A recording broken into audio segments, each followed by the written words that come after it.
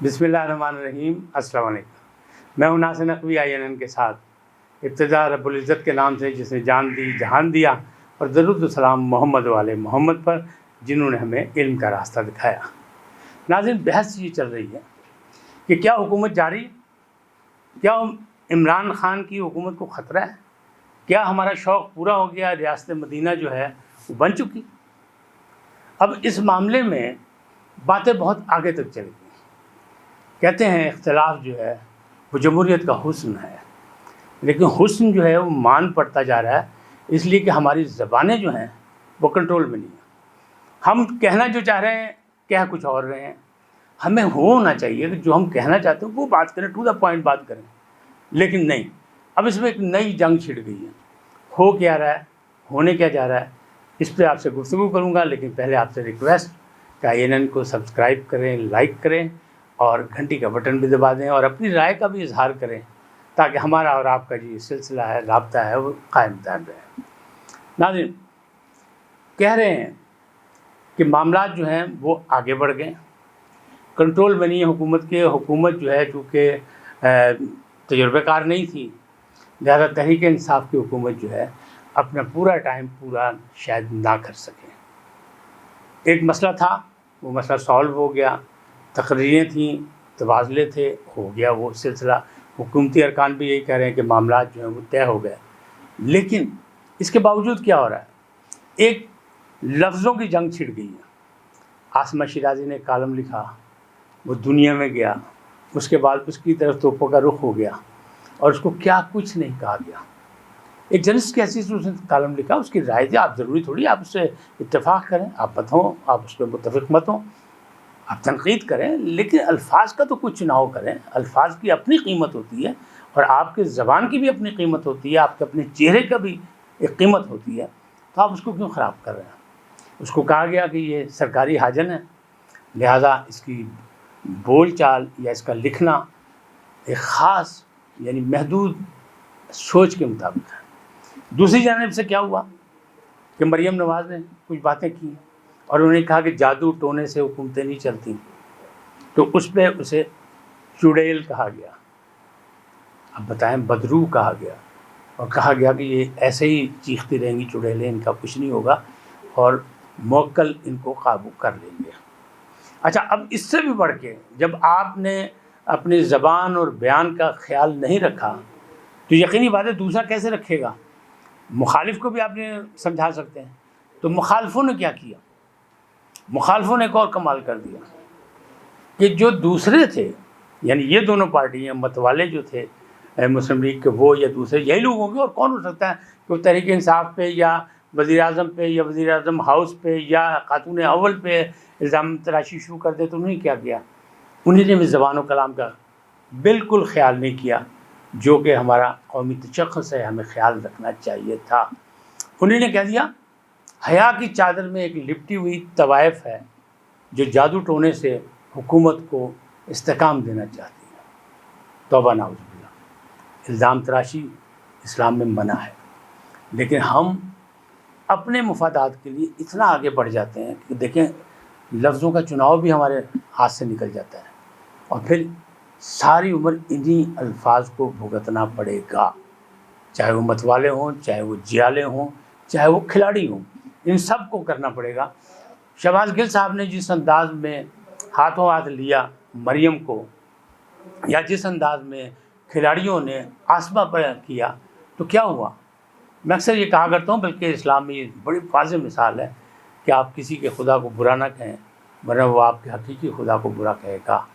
लिहाजा बचें, आप अपना मज़हब, अपना काम मत छोड़ें, अपनी सोच मत बदलें, कायम रहें। अगर हक़ सच पे हैं, दूसरों को करने दे जो कर रहा है। अब देखें ना, जब एक तरफ से ये दुश्मन दराज़ी शुरू हुई, अल्फाज का चुनाव नहीं किया गया, इस अंदाज में आगे बढ़े, तो फिर दूसरी तरफ से कहाँ तक आ गया, वो अल्फाज आ गए, वो बातें आ गई जो नाउज़ुबिल्लाह, तौबा तौबा, हमें आपको आपस में नहीं करनी चाहिए।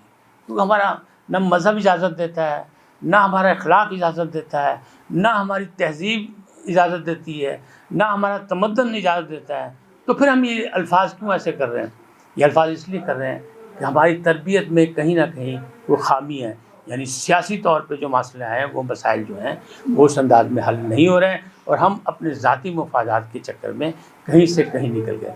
اب حکومت کے خلاف جو ہے، ایک تو تحریک لبیک جو ہے وہ اپنا ایک مسئلہ کر رہی ہے، وہ ایک بالکل الگ ہے، لیکن اپوزیشن نے مہنگائی کا بنیاد بنا کر، مہنگائی کو بنیاد بنا کر جو احتجاجی ریلیاں اور احتجاجی تحریک شروع کی ہے، اس کے سلسلے میں بھی لاہور میں باقاعدہ آج راستے بند ہیں دونوں چیزوں کے، اور وہ راستے بند کیے گئے صرف اس لیے کہ اب ان سیاستدانوں کو بھی بہانہ مل جائے گا، چاہے وہ تحریک لبیک کے حوالے سے بند کیے گئے۔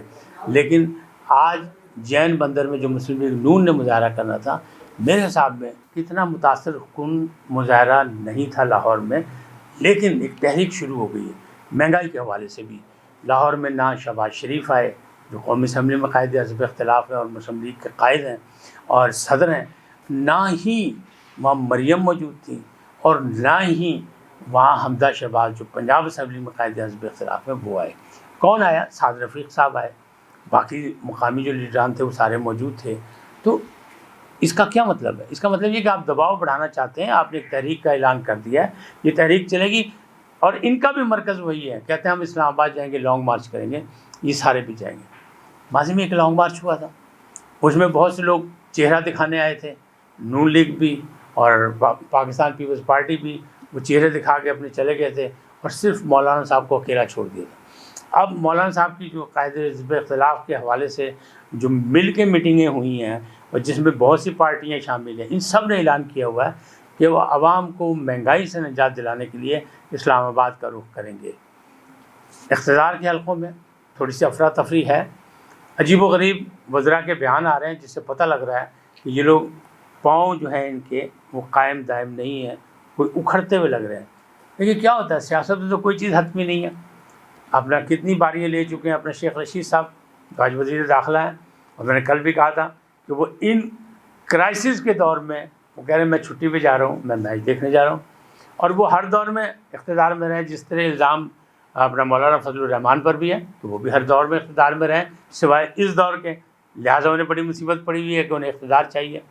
مسئلہ یہ ہے کہ اب جو بنیاد بنا کے مہنگائی کا نکلے ہیں، تو اگر اس کو صحیح طریقے سے ڈیل نہ کیا گیا، یعنی ہینڈل نہ کیا گیا، ڈیل کو تو بات شاید مسئلہ کہیں اور نکل جائے، لیکن ہینڈل نہ کیا گیا تو پھر یہ تحریک جو ہے یہ بھی تشدد کی طرف چلی جائے گی، اس لیے کہ اس میں بھی رنگ رنگ کی بولیاں بولنے والے ہیں پورے پاکستان کے لوگ، اور اگر آپ نے ان کو صحیح انداز سے ان سے مشاورت نہیں کی، آپ نے طریقہ کار استعمال نہ کیا، کیوں کہ دونوں پارٹیاں پارلیمنٹ میں جا کے تو بات کرنے کو تیار نہیں ہے، نہ حزب اختلاف کے لوگ پورے جاتے ہیں، نہ حکومت کے لوگ جاتے ہیں، کورم وہاں پورے نہیں ہوتے۔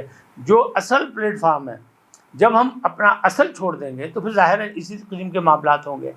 اب موجودہ حکومت کے لیے یہ بہت بڑا امتحان ہے، ایک طرف تو مہنگائی کا کرائسس جو ہے وہ لوگوں کے لیے پریشان کن ہے، عام آدمی پریشان ہے، صرف دیکھ رہا ہے کہ آخر یہ نئی حکومت جو ہے، مطلب نئی جو اب پرانی ہو چکی ہے، یعنی نئی پارٹی تحریک انصاف، مسلم لیگ نون اور پاکستان پیپل پارٹی سے کیا نیا کرتی ہے۔